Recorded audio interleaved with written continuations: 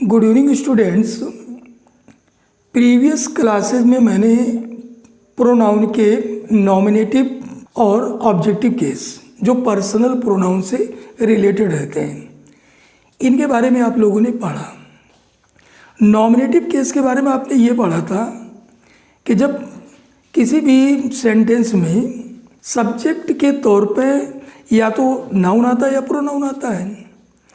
इनमें क्या रहता है, या तो सिंगल नाउन या किसी एक नाउन और एक प्रोनाउन या किन्हीं दो प्रोनाउंस।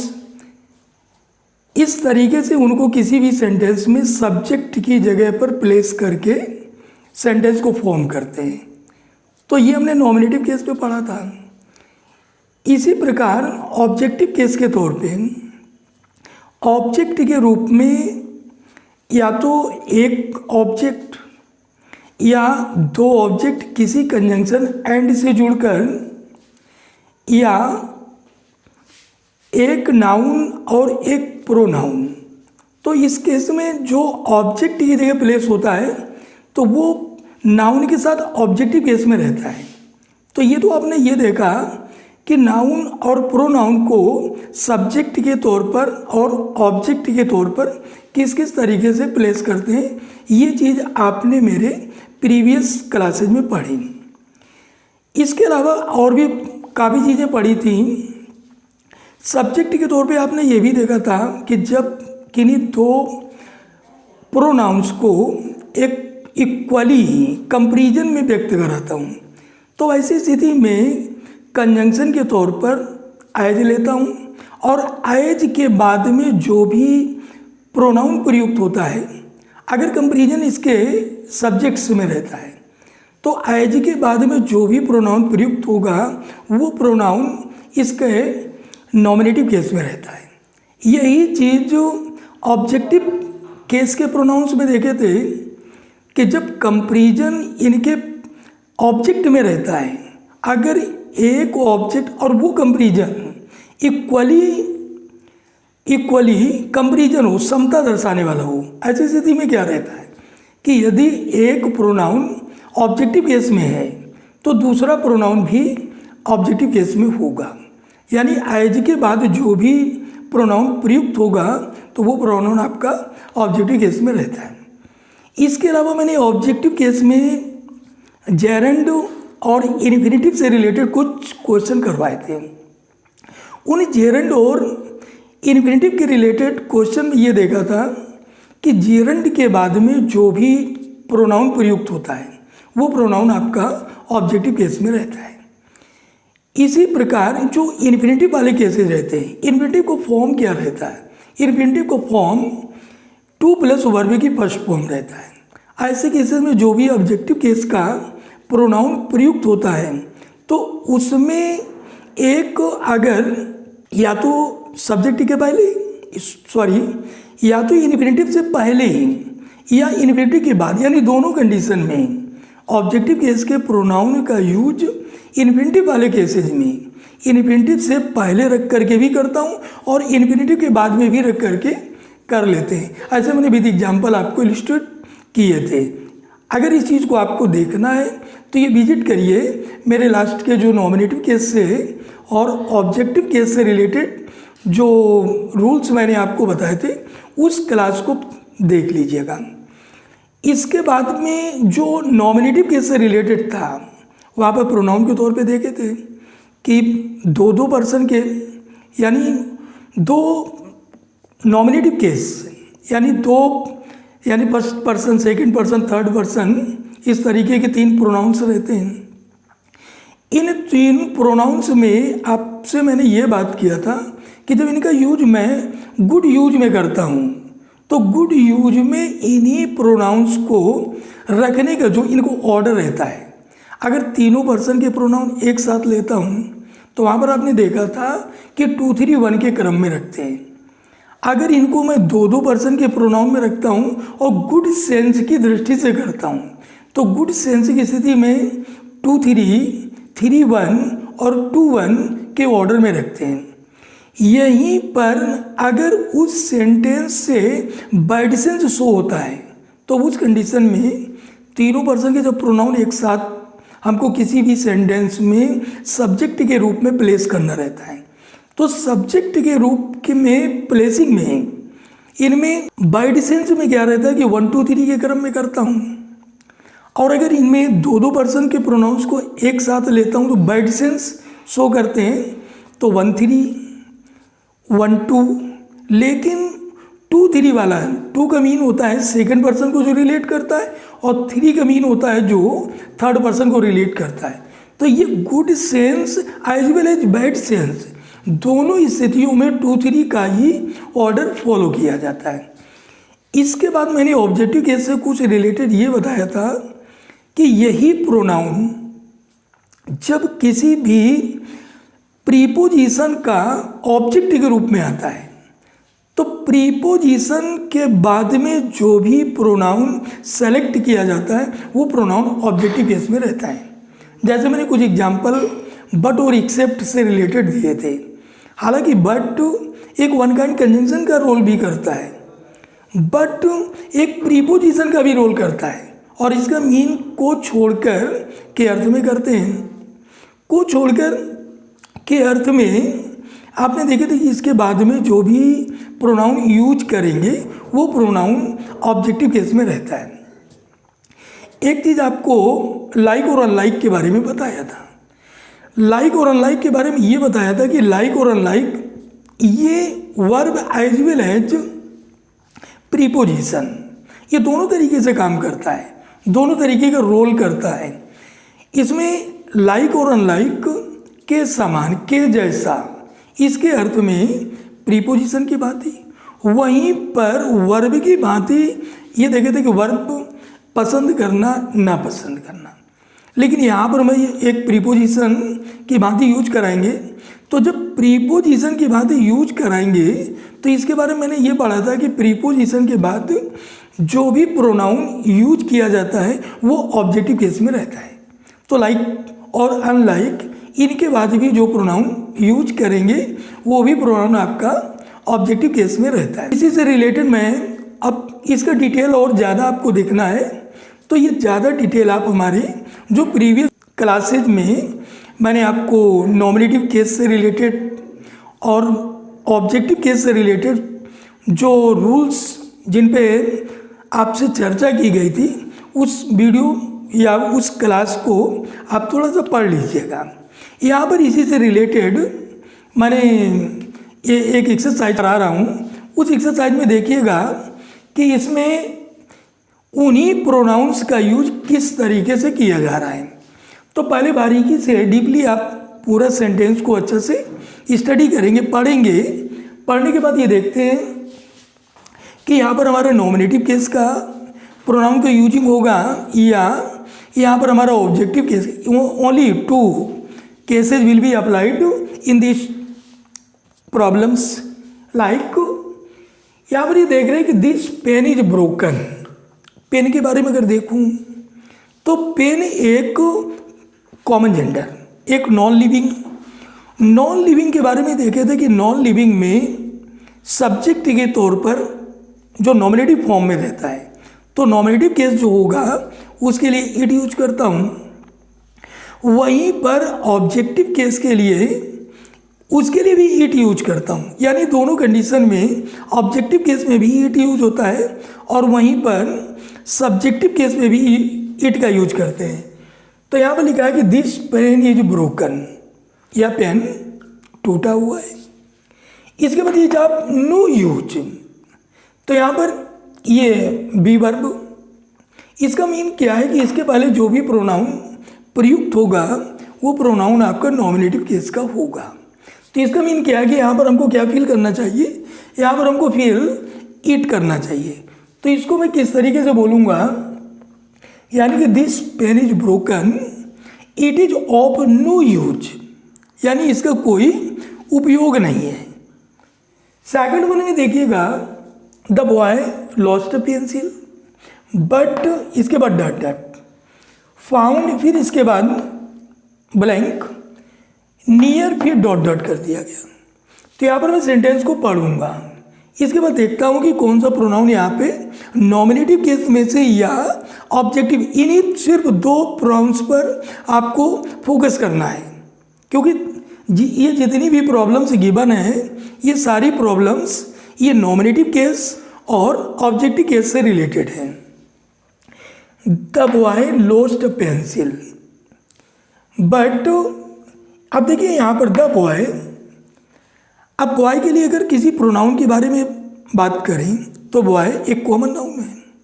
इसके पहले मैंने नाउन और प्रोनाउन में जो प्रोनाउन का जो इंट्रोडक्शन कराया था, तो प्रोनाउन के बारे में मैंने आपसे ये बात किए थे कि प्रोनाउन वो वर्ड रहता है जो किसी नाउन के स्थान पर प्रयोग में आकर नाउन का पूरा पूरा कार्य कर ले। What does it mean? It means the word which is used instead of a noun, that will be pronoun. तो यहाँ पर बॉय एक नाउन है। The boy lost a pencil, लड़के ने पेंसिल खो दी। इसके बाद बट, ये कंजंक्शन है, बट यहाँ पर प्रीपोजिशन की बात नहीं रोल कर रहा है, यहाँ पर कंजंक्शन की बात ही रोल कर रहा है। The boy lost a pencil but he found, यहाँ पर मैं इस बॉय का रिपीटेशन को अवॉइड करूँगा, यानी लड़के ने पेंसिल खो दी और लड़के ने ही पाया।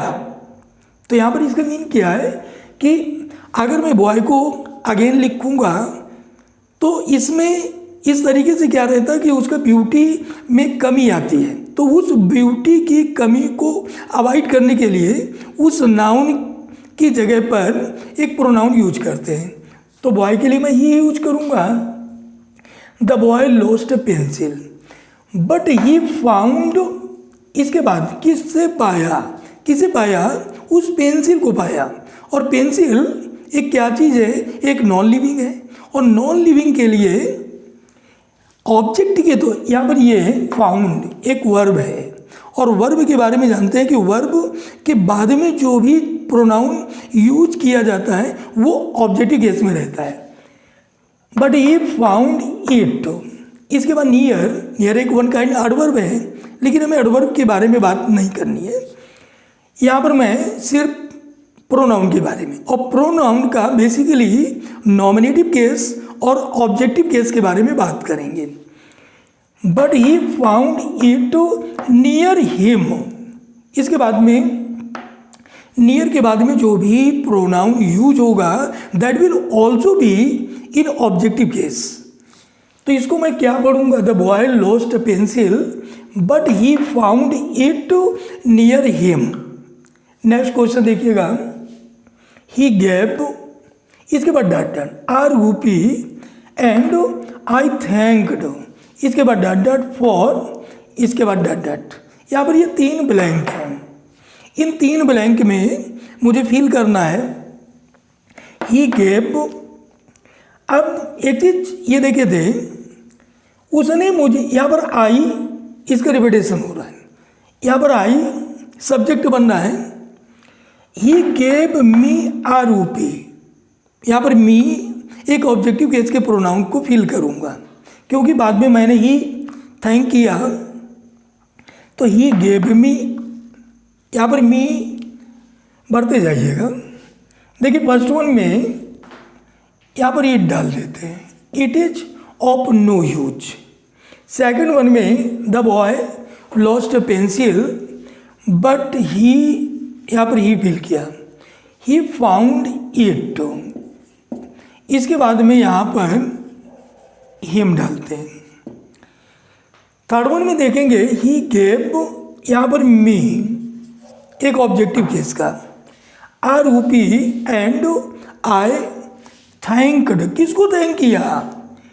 इसने मुझे दिया, R U P ₹1, and I thanked, किसको थैंक किया? इसको किया, इस सब्जेक्ट को। He but and I thanked him, किसके लिए? उस रूबी के लिए। रूबी क्या है? लाइवलेस ऑब्जेक्ट है, और जो लाइवलेस ऑब्जेक्ट है उसके लिए सब्जेक्ट इट, उसके लिए object it. And I thanked him for it. अब देखिए फॉर के बाद में इट, एक चीज़ मैंने आपसे और बोला था कि प्रीपोजिशन के बाद जो भी प्रोनाउन यूज किया जाता है वो प्रोनाउन ऑब्जेक्टिव केस में रहता है। तो यहाँ पर फॉर क्या है, फॉर एक प्रीपोजिशन है, तो इसका मीन क्या है कि इसके बाद में जो भी प्रोनाउन यूज करूँगा वो प्रोनाउन भी ऑब्जेक्टिव केस में होगा। बड़ी सिंपल सी चीज़ है, बस आपको थोड़ा सा फोकस करना है कि नॉमिनेटिव केस और ऑब्जेक्टिव केस।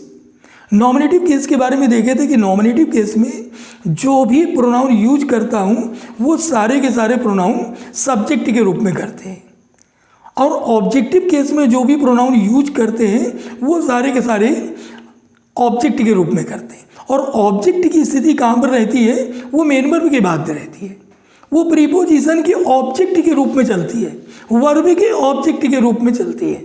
एक आपको और लेट के बारे में बताया था कि लेट एक ट्रांसिटिव वर्ब की भांति किसी भी सेंटेंस में यूज किया जाता है।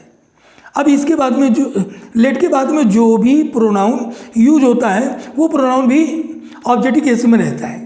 तो यहाँ पर मैंने देखा कि फॉर लगा है, तो फॉर एक प्रीपोजिशन है। अगर ये प्रीपोजिशन है तो अकॉर्डिंग टू रूल इसके बाद में whatever pronoun you will use that will be of objective case. ये बात आपको माइंड में बेहतर तरीके से रखनी है कि जहाँ पर भी आपको प्रीपोजिशन मिले तो प्रीपोजिशन के ठीक बाद में जो भी प्रोनाउन यूज करेंगे वो प्रोनाउन हमारा ऑब्जेक्टिव केस में प्लेस्ड होगा। तो यहाँ पर ये देखता हूँ कि चाहे हमारा सिंथेसिस कर रहे हूँ चाहे उसको एनालाइज कर रहे हूँ, लेकिन उन दोनों स्थितियों में देखता हूँ कि प्रीपोजिशन के बाद में जो भी प्रोनाउन यूज होगा वो प्रोनाउन ऑब्जेक्टिव केस में रहता है।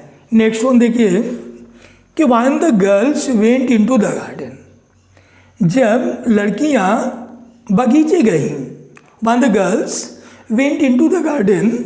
अब यहाँ पर गर्ल्स एक प्लूरल नंबर का नाउन है। अगर ये प्लूरल नंबर का नाउन है उसके देखिए उसमें नॉमिनेटिव केस के बारे में आपको बताया था कि आई हमारा आई और वी फर्स्ट पर्सन को रिलेट करता है, यू सेकंड पर्सन को करता है, वहीं पर ही सी इट ये तीनों थर्ड पर्सन को करता है। थर्ड पर्सन का सिंगुलर नंबर और इन्हीं थर्ड पर्सन के ही और सी का अगर मैं प्लूरल नंबर देखता हूँ तो प्लूरल नंबर ही का भी दे रहता है और सी का भी दे रहता है। अब यहाँ पर गर्ल्स की बात आती है तो गर्ल्स एक नाउन है और मैं ये जानता हूँ अगर इसका नाउन प्लूरल नंबर में है तो इसका मीन है कि इसका प्रोनाउन भी प्लूरल नंबर का होगा। तो इसका मीन क्या है कि यहाँ पर सब्जेक्ट के तौर पर दे, तो इसके मतलब है कि यहाँ पर ये स्नेक सा मेन वर्ब है, तो मेन वर्ब के बाद में जिसकी भी प्लेसिंग होगी तो वो ऑब्जेक्ट होगा। अब यहाँ पर सब्जेक्ट के तौर पर मैंने दे बना दिया। दे के केस में देखे थे कि दे एक नॉमिनेटिव केस में इसका पॉसेसिव एडजेक्टिव जो रहता है वो देयर होता है, इसका ऑब्जेक्टिव केस में जो आता है वो देम होता है। तो यहाँ पर मैं देयर का यूज़ तो नहीं कर सकता, क्यों? क्योंकि देयर के बारे में हालांकि अभी चीज़ पढ़ा नहीं आपने, ये हमारे नेक्स्ट क्लास में देखिएगा कि जो पॉसेसिव एडजेक्टिव और पॉसेसिव प्रोनाउन इनको किस तरीके से यूज करते हैं। तो यहाँ पर हमको कि मेन वर्ब के बाद में जो भी प्रोनाउन यूज होगा वो प्रोनाउन ऑब्जेक्टिव केस में होगा।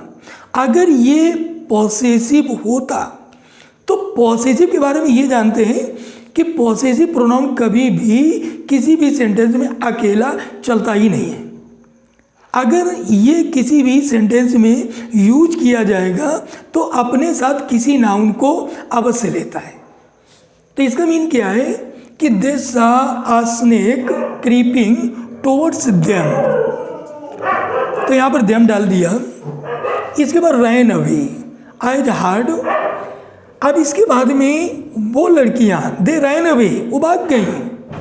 एज यहाँ पर दे, तो यहाँ पर ये देख रहे हैं कि यहाँ पर दे एक सब्जेक्ट की भांति रोल करेंगे क्योंकि ये तो मेन वर्ब है और मेन वर्ब से पहले नॉमिनेटिव केस के प्रोनाउन को यूज किया जाता है। तो they ran away as hard, as they यहाँ पर भी दे यूज करूँगा। इसका रीज़न क्या है?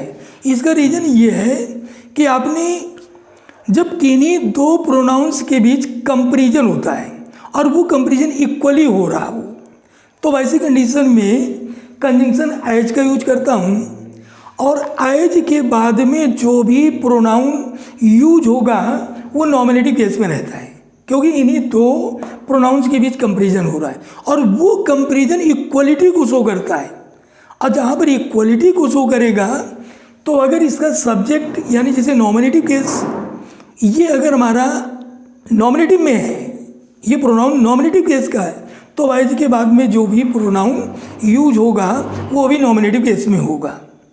तो यहाँ पर इस तरीके से हमने देखा कि when the girls went into the garden, यहाँ पर उन्होंने ये देखा, दे सा अ स्नेक क्रीपिंग टुवर्ड्स देम। तो यहाँ पर देम को यूज किया। देम का यूज करने का मीन कि ऑब्जेक्ट के प्लेस पर ऑब्जेक्टिव केस। इसके बाद नेक्स्ट दे रैन, ये दूसरा सेंटेंस है, ये अनदर सेंटेंस है कि they ran away as hard as they, वे भाग गई, यानी कि जितनी शक्ति से, जितनी जल्दी से, उतनी जल्दी से। एज दे यानी कि they can, they could run, यानी उतनी तेजी से भागी जितनी तेज वो भाग सकती थी। तो इस तरीके से इसके नॉमिनेटिव और ऑब्जेक्टिव केस को यूज कर लिए। इनमें सारे, बस आपको किसी और बात पे फोकस नहीं करना है, इसमें सिर्फ फोकस करना है कि नॉमिनेटिव केस के प्रोनाउन और इसके ऑब्जेक्टिव केस के प्रोनाउन का इन सेंटेंस में यूज कैसे करूँगा। नेक्स्ट क्वेश्चन देखिएगा, देखिए यहाँ पर you are as good a batsman. As, यहाँ पर देखेंगे, यहाँ पर एज लगा है। एज के, एज एक कंजंक्शन की बात ही किसी भी सेंटेंस में यूज करते हैं। अगर ये कंजंक्शन की बात, ये एक इक्वलिटी को शो करता है, जहाँ पर कंपैरिजन दो प्रोनाउंस के बीच इक्वलिटी को शो करने के लिए रहता है। तो वैसी कंडीशन में एज के बाद जो भी प्रोनाउन यूज करता हूँ वो प्रोनाउन नॉमिनेटिव केस में रहता है। तो यहाँ पर देखते हैं कि you are as good a batsman. As, अब यहाँ पर ही डाल सकते हैं, एज ही। यहाँ पर आई भी डाल सकता हूँ। अब देखिए इसका रीज़न क्या है, यहाँ पर मैं ही भी प्लेस कर सकता हूँ, यहाँ पर मैं आई भी प्लेस कर सकता हूँ। ऐसा क्यों कर सकते हैं कि इसके जो मैंने आपको नॉमिनेटिव केस से रिलेटेड जो रूल्स बताए थे, तो उनमें ये बताया था कि इन प्रोनाउंस का जो रखने का जो ऑर्डर होता है, किसी भी सेंटेंस में इनको यूज करेंगे तो या तो इनको 2-3 के ऑर्डर में यूज करते हैं, या 3-1 के ऑर्डर में करते हैं, या 2-1 के ऑर्डर में करते हैं गुड सेंस के लिए। अगर ये तीनों पर्सन के प्रोनाउन एक साथ आता है और गुड सेंस के लिए यूज करते हैं तो 2-3-1 के ऑर्डर में यूज करेंगे। तो यहाँ पर अगर ये यू को तो मैं यू को 2 देते हैं सिंबल और ही को 3 देता हूँ, तो ये हमारा 2-3 का ऑर्डर हो गया। यहाँ पर ये नॉमिनेटिव केस में है, 2-1 के ऑर्डर में भी करते हैं, तो इसको मैं दोनों तरीके से लिख सकता हूँ। यहाँ पर मैं ही भी यूज कर सकते हैं, यहाँ पर मैं आई भी यूज कर सकता हूँ। तो इसका मीन क्या है कि you are as good a batsman as he और आई, किसी को भी ले सकते हैं। नेक्स्ट देखेंगे, हर brother and went to the station. अब यहाँ पर ब्रदर की बात करूँ तो ब्रदर किसको रिलेट करता है? ब्रदर एक थर्ड पर्सन को करता है, और थर्ड पर्सन के लिए जो जेंडर यूज करता हूँ तो मास्कुलिन रहता है, और मास्कुलिन के लिए जो प्रोनाउन यूज करता हूँ वो ही वाले में से रहता है। और मैंने ऑर्डर जो पढ़ा था, तो ऑर्डर मैंने पढ़ा था कि 2-3 का रहता है। तो यहाँ पर अगर मैं इसको 2 तो नहीं कहूँगा, हर ब्रदर ये तुम्हारा 3-1, ये 3-1 के ऑर्डर में होगा। 3-1 के ऑर्डर में से यूज कर लेते हैं कि हर ब्रदर एंड आई। ये देखिए सब्जेक्ट की जगह प्लेस है, तो इसका मीन क्या है कि यहाँ पर मैं आई यूज करेंगे, यानी हर brother and I went to the station. Next question में देखिए, शी इनवाइटेड माई ब्रदर, उसने मेरे भाई को इनवाइट किया एंड टू द पार्टी। अब माय ब्रदर, ये तुम्हारा थर्ड पर्सन थ्री, तो इसका मतलब थ्री और वन का होगा। इनमें कॉम्बिनेशन जो देखे थे कि 2 3 3 1 और 2 1, अगर हमारा गुड सेंस में इन्हीं प्रोनाउंस को यूज करता हूँ तो she invited my brother and मी, ये तुम्हारा ऑब्जेक्टिव केस में। और ऑब्जेक्टिव केस में ये मेन वर्ब के बाद में जो भी प्रोनाउन प्लेस करता हूँ वो तो आपका ऑब्जेक्टिव केस में रहता है। She invited my brother and me to the party, तो ये हमारा 3 1 के क्रम में इनके ऑब्जेक्ट की जगह प्लेस कर दिया। नेक्स्ट क्वेश्चन में वेट फॉर अजय। अब Ajay is the name of some person, Ajay is the name of some person. अब देखिए यहाँ पर वेट लगा है, ये मेन वर्ब है।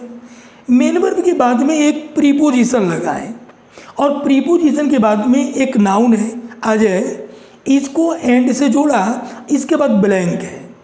अब यहाँ पर मैं देखूँ एक चीज़ कि प्रीपोजिशन के बाद में जो भी प्रोनाउन यूज होता है वो ऑब्जेक्टिव केस का रहता है।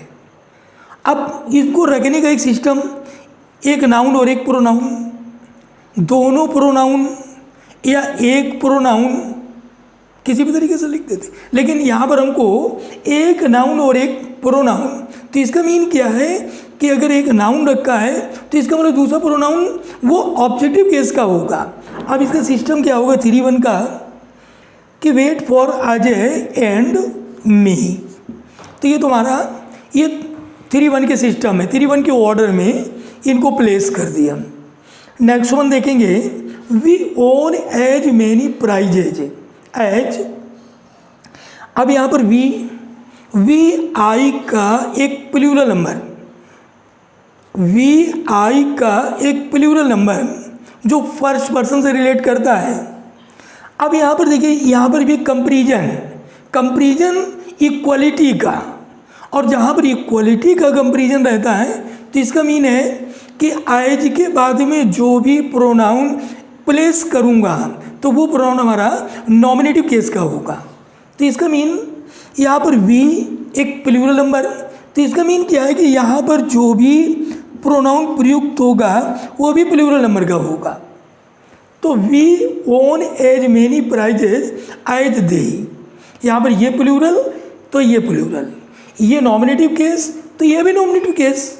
अब ये हमारे उस रूल को जो मैंने नॉमिनेटिव केस के प्रोनाउंस में जो रूल पढ़ा था कि किन्हीं दो नॉमिनेटिव केस के प्रोनाउंस के बीच यदि इक्वलिटी का कंपैरिजन व्यक्त हो तो कंजंक्शन एज के बाद जो भी प्रोनाउन प्रयुक्त होता है वो प्रोनाउन सब्जेक्टिव केस में या इसी को नॉमिनेटिव केस में यूज करेंगे।